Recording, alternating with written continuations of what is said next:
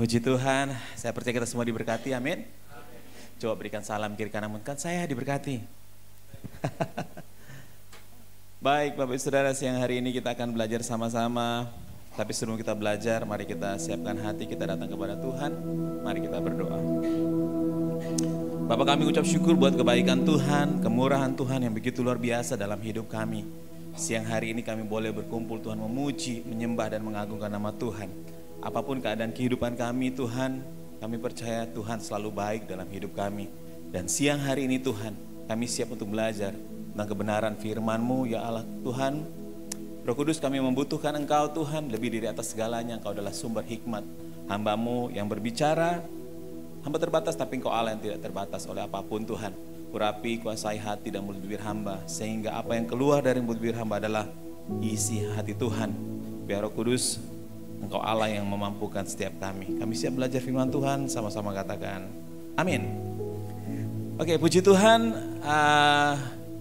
Kita akan masuk pada series yang ini keempat ya. Series dari sekian khotbah yang disampaikan oleh para hamba Tuhan yang luar biasa, yang membagikan begitu juga luar biasa. Dan saya percaya kita jemaat semakin luar biasa juga dalam pengenalan akan Tuhan. Semakin cerdas, semakin berhikmat di dalam Tuhan tentunya.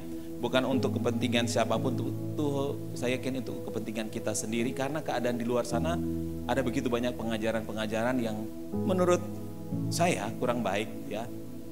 Kelihatan dibungkus dikemas dengan baik, tapi saya percaya kalau tidak keluar dari kebenaran firman Tuhan, itu berarti ada sesuatu yang salah. Nah, siang hari ini kita akan belajar sama-sama dengan tema pembenaran oleh iman. Kita baca sama-sama dalam Roma 5 ayat 8 sampai ayat yang ke-11. Roma 5 ayat 8 sampai yang ke-11. Saya akan bacakan buat Bapak Ibu Saudara terkasih. Bapak Ibu Saudara boleh membaca dalam hati, boleh juga dengan bersuara, biar kita sama-sama belajar.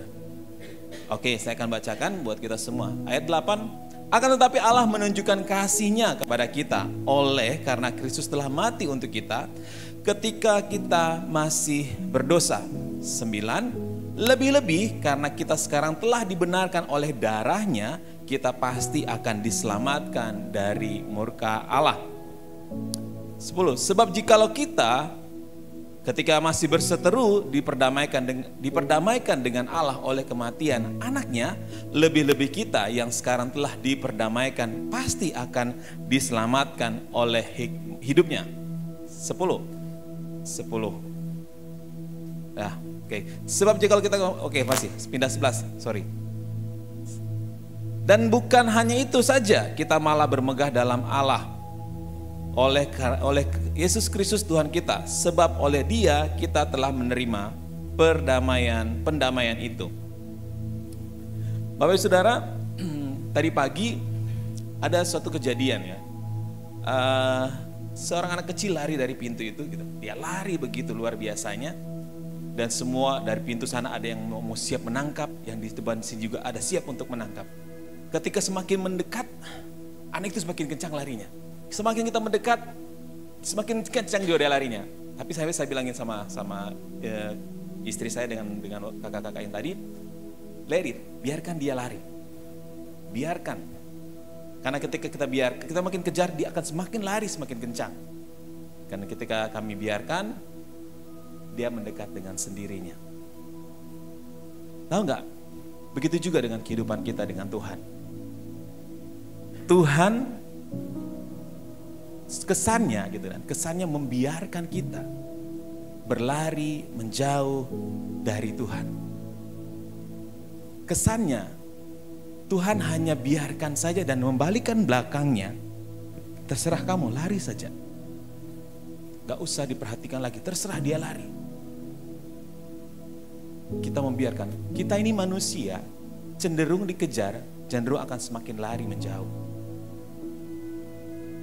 Tuhan bukan berarti seperti anak kecil tadi ya. Kita itu seperti anak kecil tadi, lari semakin jauh. Semakin kita kejar, akan semakin lari, semakin menjauh. Begitu juga dengan kehidupan kita.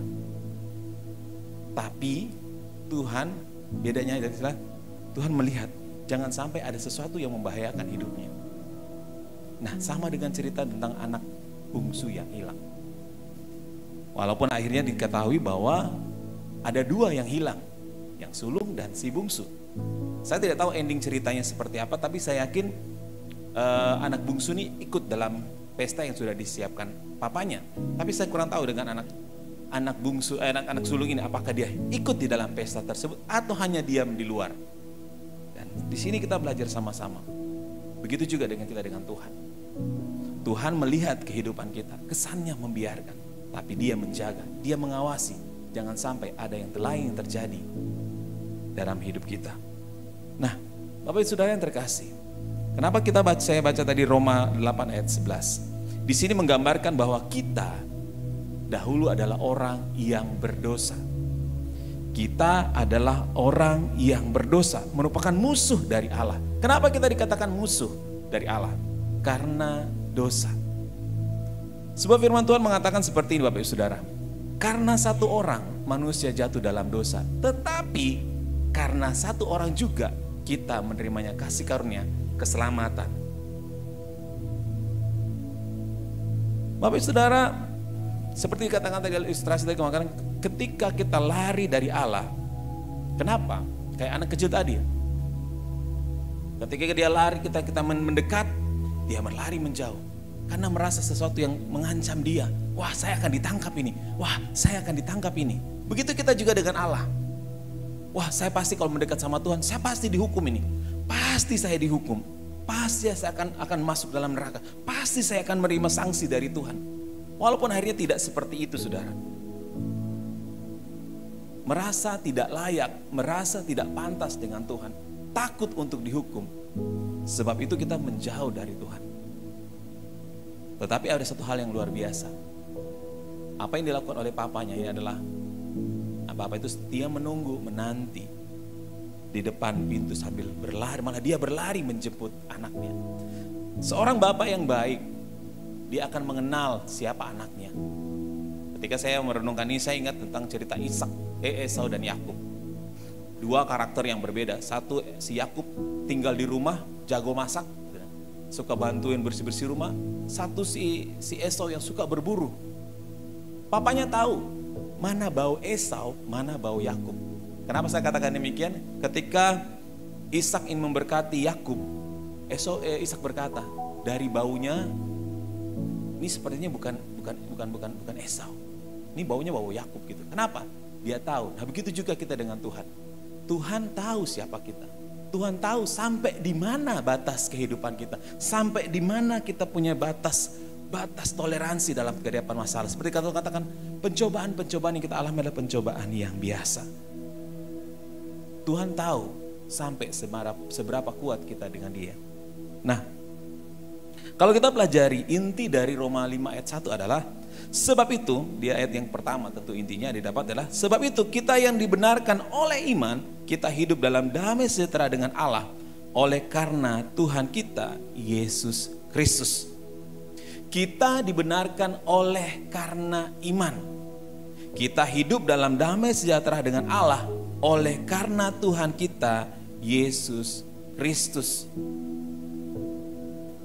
Kita dibenarkan bukan karena pandainya kita, bukan karena kekayaan yang kita miliki, bukan karena apa yang kita miliki, tapi karena iman kita. Ingat saudara, ketika Tuhan datang kedua kalinya, Dia bukan cari apa, Dia cari adalah adakah iman di muka bumi ini. Adakah iman ditemukan? Bisa juga saya pertanyakan buat kita semua, bahkan pertanyaan buat saya. Adakah iman di ruangan ini? Adakah iman di dalam kehidupan kita masing-masing? Minggu lalu kita belajar bersama-sama bahwa dalam Roma 3 ayat 38 dia mengajarkan bahwa kita dibenarkan hanya oleh iman, dan hari ini kita akan melihat bersama-sama buah dari pembenaran tersebut. Ya, buah apa yang kita peroleh dari pembenaran akan iman? Damai dengan Allah, hidup dalam kasih karunia dan pengharapan yang teguh. Bapak Ibu Saudara, Paulus menulis surat kepada jemaatnya, jemaat di Roma pada sekitar kurang lebih 57 Masehi. kepada jemaat yang terdiri bukan cuma orang Yahudi saja, tetapi orang non-Yahudi. Di sini Paulus menegaskan di pasal 1, 2, dan 3 menegaskan bahwa semua manusia hidup di dalam dosa. Tidak satu pun manusia di muka bumi ini yang benar. Tidak ada satu pun. Kenapa? Semua karena dosa. Saya katakan tadi bahwa oleh karena satu orang manusia di dunia ini jatuh dalam dosa. Tetapi karena satu orang manusia diselamatkan dan dibenarkan, yaitu karena Kristus. Nah, dan akhirnya pada pasal yang ketiga ayat 28 dan pasal 4 Paulus mengatakan bahwa semua dibenarkan hanya karena iman. Iman kepada siapa? Iman kepada Kristus. Dan kita percaya. Dan masuk kepada pasal kelimanya juga mengatakan tersebut. Nah, Bapak Ibu Saudara, kalau kita sudah dibenarkan, apa yang menjadi hasilnya? Apa hasilnya dari pembenaran itu? Mari kita sama-sama belajar. Hasil pembenaran yang pertama adalah kita berdamai dengan Allah. Di ayat yang pertama katakan, sebab itu kita yang dibenarkan karena iman, kita hidup dalam damai sejahtera dengan Allah oleh karena Tuhan kita. Oleh karena siapa? Karena Tuhan kita. Dia yang mendamaikan kita. Ya, siapa yang mendamaikan? Adalah Kristus. Wah, jadi orang Kristen enak ya? Iya, memang enak. Sebab kita punya Allah yang hidup, benar. Tapi untuk menjaga keselamatan itu butuh effort yang berat. Menjaga keselamatan itu seperti menjaga benda yang sangat berharga, yang nilainya miliaran bahkan tidak ternilai sekalipun. Menjaga keselamatan itu jangan sampai hilang. Menjaga keselamatan itu jangan sampai lepas. Kadang-kadang kita orang Kristen terlalu memudahkan, wah gampang. Sekali orang Kristen, sekali selamat tetap selamat. Ya memang sekali selamat tetap selamat. Mampu tidak kita menjaga keselamatan itu? Jangan kita seperti Esau yang menganggap remeh, kesulungannya itu dianggap remeh, ditukar dengan semangkuk kacang merah. Jangan sampai kita menukar iman percaya kita hanya karena semangkuk kacang merah, satu kenikmatan. Karena tidak mampu menguasai diri kita, akhirnya kita menukar hal tersebut, kita menggantikan hal tersebut, yaitu iman kita dengan dunia yang ternyata lebih nikmat yang ini. Bapak Ibu, saya katakan bahwa beberapa waktu Bapak Gembala memberikan ilustrasi gitu kan. Keselamatan itu sama dengan seperti tiket yang kita pegang. Mau naik pesawat pun, mau ke bioskop kita pegang tiket. Wah aman ini tiketnya sudah ada. Kalau kita lepaskan sembarangan saja, bisa enggak kita? Atau kita lupa, atau kita tahu kehilangan tiket tersebut, bisa enggak kita masuk dalam pesawat? Bisa enggak kita bisa masuk dalam bioskop? Tidak bisa. Kecuali beri lagi. Nah, Tuhan katakan tidak ada keselamatan dua kali, tidak ada penyalipan kedua kalinya.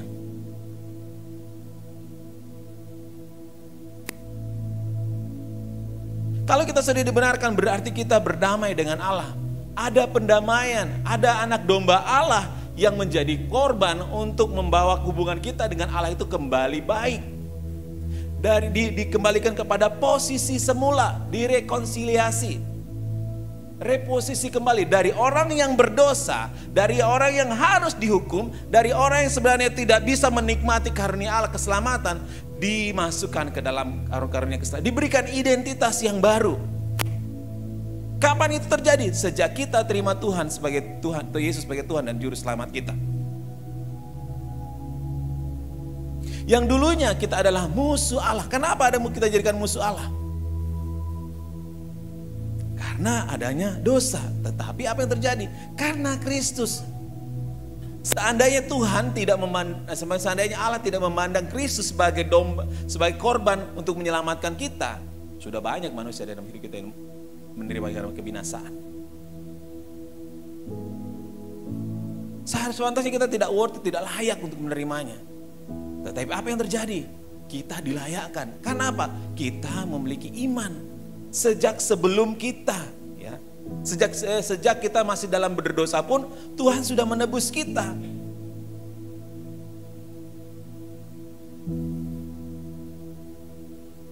Apa yang dapat kita pelajari dari yang pertama nih? Dulu kita adalah musuh Allah karena dosa, tetapi Yesus sudah menanggung hukuman dosa itu. Di mana? Di kayu salib.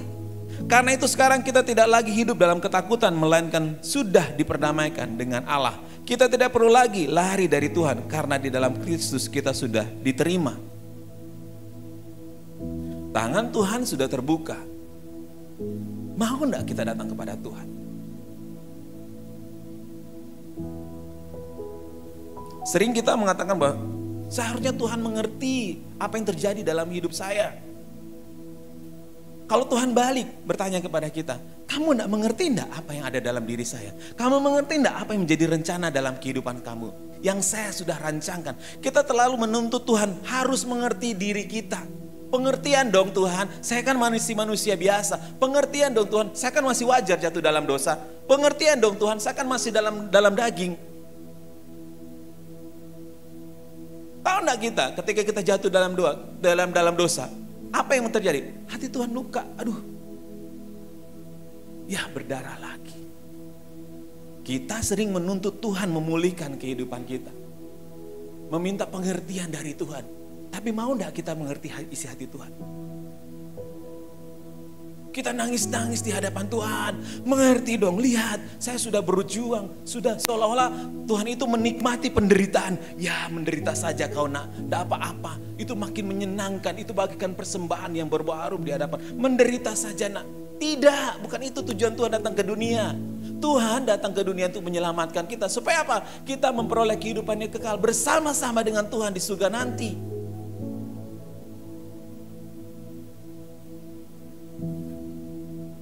Sering kita merasa takut untuk datang kepada Tuhan. Ketika kita selesai melakukan dosa. Tadi saya sudah melakukan dosa. Jangan ke gereja deh. Gak usah ke gereja. Sudahlah. Saya tidak layak. Tunggu saya layak. Tunggu saya layak dulu. Baru saya bisa masuk ke gereja. Kapan layaknya? Karena dari satu dosa akan muncul dosa kedua. 3, 4, 5, 6. Sebanyaknya. Sampai menumpuk. Akhirnya kita terpuruk dan hancur sendiri. Karena menunggu layak. Jangan menunggu layak dulu baru kita datang kepada Tuhan. Justru dalam keadaan kita tidak layak sekalipun kita datang. Dan yakinlah, tangan Tuhan selalu terbuka buat kita. Karena apa? Kita dibenarkan kepada Tuhan. Tapi ingat, jangan pernah mempermainkan kasih karunia Tuhan. Oh Tuhan kan penuh kasih, Tuhan kan penuh cinta. Iya memang. Tapi ingat, Tuhan kita Tuhan yang adil. Setiap kesalahan, setiap dosa pasti ada hukumannya. Kalau kita tidak bertobat dan berubah. Yang kedua, dibenarkan berarti kita hidup di dalam kasih karunia. Nah, saya katakan tadi, di ayat, sekarang kita lihat ayat yang kedua, Roma 5 ayat yang kedua. Dan oleh dia kita juga beroleh jalan masuk oleh iman kepada kasih karunia ini. Di dalam kasih karunia ini, kita berdiri dan bermegah dalam pengharapan akan menerima kemuliaan Allah.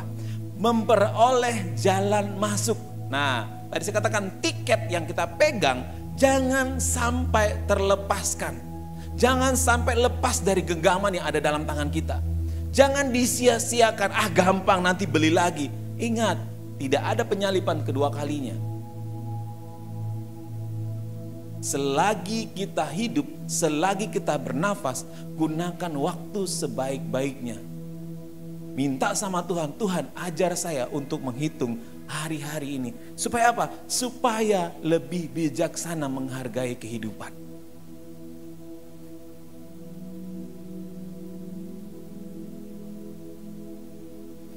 Nah, siapa yang menjadi tiketnya kita? Yaitu Yesus sendiri. Yang akan mengantar kita masuk dalam kerajaan surga. Dia yang membawa kita. Kalau perlu Yesus itu jadi karpet merahnya. Terus silakan masuk dalam kerajaan surga.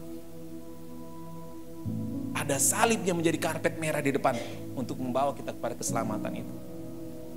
Tapi mampu enggak kita mempertahankan keselamatan itu?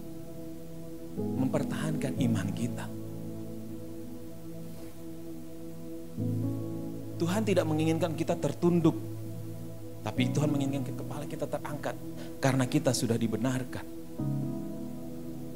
Bukan karena usaha kita, bukan karena kekuatan kita, bukan karena kecerdasan, kehebatan kita. Iblis selalu mengingatkan kita. Iblis mengingat, wah kau tadi berbuat dosa, kau najis, kau kotor. Wah kau tadi begini, lihat usahamu, Tuhan tidak akan tolong dirimu. Lihat kau berapa kali kau kena tipu, lihat keadaan hidupmu, wah berantakan kan. Lihat rumah tanggamu, lihat anak-anakmu. Berhasilkah iblis? Tapi mau gak kita mempertahankan iman kita? Sekali Tuhan, saya akan mempertahankan iman saya. Setiap kita punya prosesnya masing-masing. Cara Tuhan mendidik kita juga berbeda. Kenapa saya katakan cara mendidik? Saya punya anak 2. Cara belajarnya berbeda. Satu suka yang ketenangan gitu, damai sejahtera, tidak ada yang ribut. Wah. Tapi kalau yang satu lagi suka dia gerak kiri kanan, lari buka belakang. Wah, gaya belajarnya. Mama sampai angkat tangan, Pak. 2 gaya belajar. Dari situ saya belajar ternyata setiap manusia sekalipun dia kembar, cara Tuhan mendidiknya berbeda. Sangat berbeda.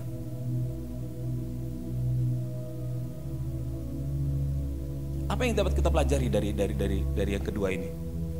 Pesan Injilnya adalah kasih karunia itu bukan hanya tiket sekali masuk surga, tetapi tempat tinggal baru bagi kita. Sejak percaya kepada Kristus, kita sudah dibawa masuk ke dalam kasih karunia itu dan setiap hari kita hidup di dalamnya. Jadi kita tidak perlu takut kalau besok, tidak perlu takut kalau besok ya Tuhan akan menolak kita hanya karena kita jatuh dalam dosa. Tetapi kita harus tetap berdiri kokoh karena yang membuat kita diterima bukan kebaikan kita, tetapi kasih Kristus yang tidak pernah berubah. Kasih Tuhan tidak akan pernah berubah. Makanya dalam kitab Ibrani mengatakan datanglah kepada Tuhan dengan penuh keberanian. Bukan keberanian untuk menantang Tuhan, bukan. Datang penuh keberanian, menunjukkan Tuhan betapa lemahnya saya tanpa Tuhan. Betapa tidak mampunya saya tanpa Tuhan. Betapa tidak bisanya saya hidup di dunia ini tanpa Tuhan. Saya akan gampang grapus, saya akan gampang jatuh dan gampang terprosok tanpa Tuhan.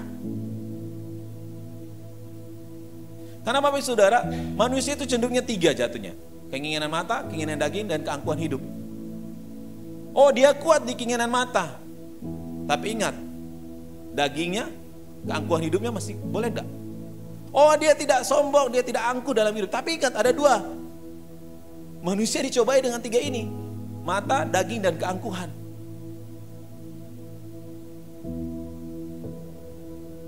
Mampu enggak kita melewati 3 hal ini? Keinginan mata, keinginan daging, dan keangkuhan hidup. Jangan sombong, saya kalau tidak bermain perempuan, tidak, saya tidak pernah selingkuh, tidak, memang kau kuat di situ. Tapi bagaimana dengan keangkuhan hidupmu?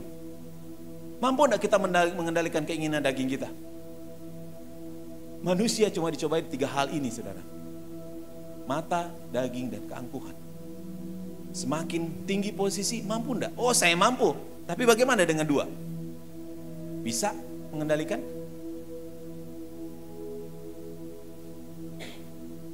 Saya berbicara ini bukan berarti, pastor sudah masih berjuang. Masih berjuang, masih juga berperang, masih juga jatuh. Iya. Kita belajar sama-sama. Karena hasil yang Tuhan tentukan adalah adakah iman di muka bumi. Yang ketiga, dibenarkan berarti hidup dalam pengharapan yang teguh. Dibenarkan berarti hidup dalam pengharapan yang teguh. Kita berhak bermegah di dalam pengharapan akan kemuliaan Allah.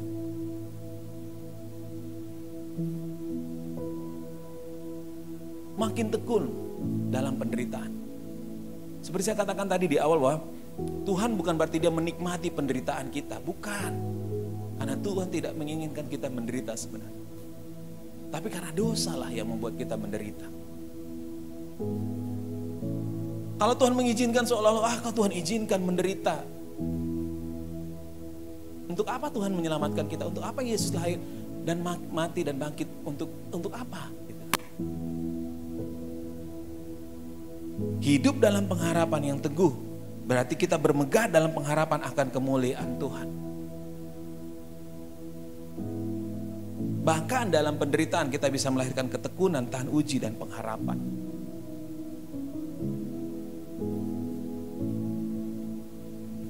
Tetapi satu hal yang saya katakan bahwa pengharapan tidak akan pernah mengecewakan. Karena kasih Allah tercurah melalui siapa? Melalui Roh Kudus. Apa yang dapat kita pelajari dari yang ketiga ini? Di sini katakanlah, Yesus mati bagi kita ketika kita masih berdosa. Itu bukti kasih terbesar Allah. Kalau Ia sudah memberikan yang terbesar, apa yang terbesar? Nyawanya. Maka kita bisa percaya Ia pasti sanggup memelihara kita sampai akhir. Karena itu penderitaan apapun yang tidak akan memutuskan kita dari kasih Allah. Kadangkala bahkan sering kita manusia, kalau sudah mengalami mentok kiri kanan, kalau sudah pintu depan tertutup, pintu samping tertutup, pintu belakang tertutup, kiri kanan tertutup, coba lihat ke atas. Kadang-kadang kita cuma, ya tertutup lagi, ya ini lagi, coba lihat ke atas. Pernah enggak kita lihat ke atas ketika kita mengalami persoalan? Ketika kita mengalami penderitaan, persoalan kehidupan, usaha kita bangkrut apapun keadaannya itu, kita cenderung tidak lari ke atas. Tuhan tolong.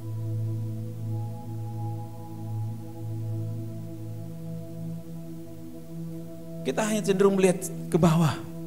Wah berat sekali penderitaan. Atau lihat ke belakang. Wah susah sekali. Pernah lihat ke atas. Bahwa tangan Tuhan selalu, jangan cuma tahu tangan Tuhan terbuka. Cuma tahu nyanyi saja, tapi makna dari lagu, makanya kita harus memaknai lagu tersebut. Sembarang menyanyi, yang penting kelihatan rohani saja.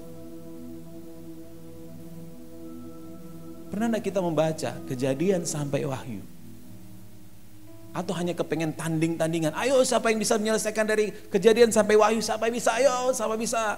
Pernah enggak kita membaca dengan meletakkan iman di dalam bacaan tersebut? Atau hanya untuk biasa cerdas rohani, biar baku bantah dengan orang-orang sebelah, atau baku bantah dengan orang kelihatan rohani, bahwa saya bisa dari Kejadian sampai Wahyu, selesai. Pernah enggak kita meletakkan iman di dalamnya? Atau hanya jadi bacaan komik biasa, atau bacaan novel yang biasa saja. Wah ini seru ya, cerita tentang Yesus menghentikan, wah ini tentang wanita yang kedapan bersinar, wah bagus nih, ini bagus cerita. Hanya sebatas itu. Tapi tidak meletakkan iman di dalam, tidak menghidupinya. Iman itu hanya sebesar biji sesawi, kecil. Kecil. Tapi Tuhan katakan, ketika dia bertumbuh, burung-burung bersarang di atasnya. Pernah enggak kita punya iman sebesar, oh sudah pastor, sebesar abu, jangan juga terlalu kecil, biji sesawi.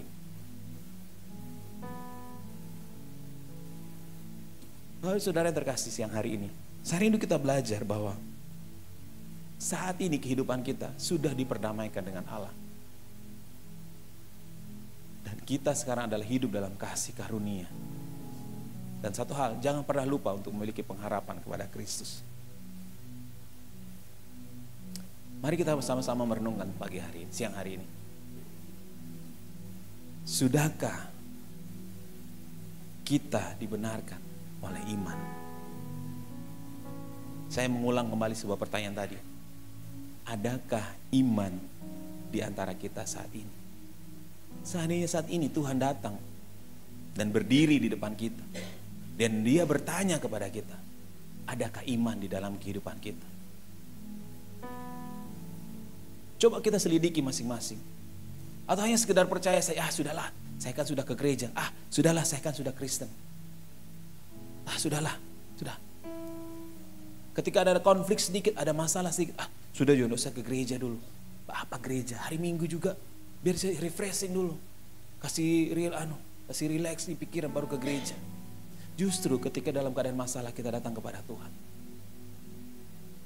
Dia mengerti, Dia peduli.